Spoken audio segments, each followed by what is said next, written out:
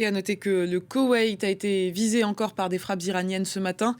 L'ambassade américaine n'a pas confirmé avoir été touchée, mais une épaisse colonne de fumée noire s'est élevée au-dessus du bâtiment. À noter aussi que des avions de combat américains se sont écrasés dans le pays sans faire de victimes. Et dans cette guerre, Israël est visé, on l'a vu, par le Hezbollah libanais, mais aussi par l'Iran, qui a lancé une frappe de riposte hier sur la ville de Beth Shemesh, dans le centre du pays. Un immeuble a été soufflé, tuant au moins 8 personnes. Vous voyez ces images des funérailles à Beth Shemesh. C'était ce matin. Une nouvelle série de missiles ont été lancés sur l'État hébreu aujourd'hui. On rejoint notre correspondante à Jérusalem, Claire Duhamel. Bonjour. Il n'y a pas eu de victimes aujourd'hui en Israël.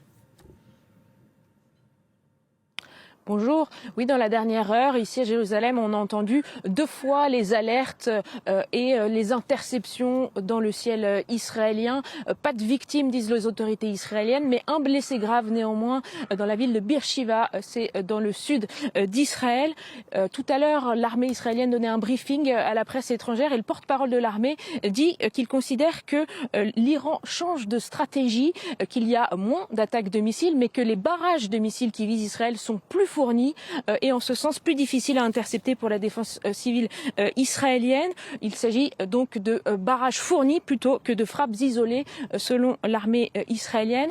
Néanmoins, il n'y a pas de mouvement de panique en Israël. La population est disciplinée, elle obéit au recommandement du Front de commandement central qui est l'organe qui donne les consignes de sécurité à la population. Lorsque les téléphones des régions concernées sonnent, lorsqu'il y a une alerte, eh bien les Israéliens se rendent dans leurs abris antimissiles. La plupart en sont équipés à l'intérieur de leur maison, même si on voit qu'il existe des disparités selon les populations d'Israël. Il y a aussi des abris publics où peuvent se rendre les Israéliens.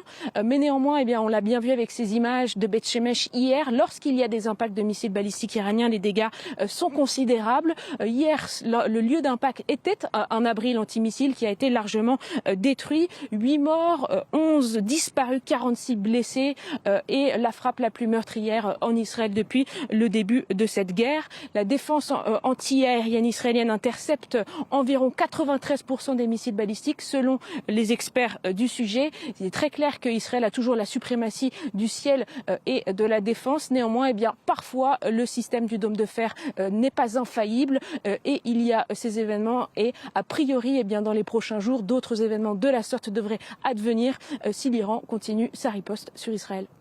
Merci beaucoup, Claire Duhamel.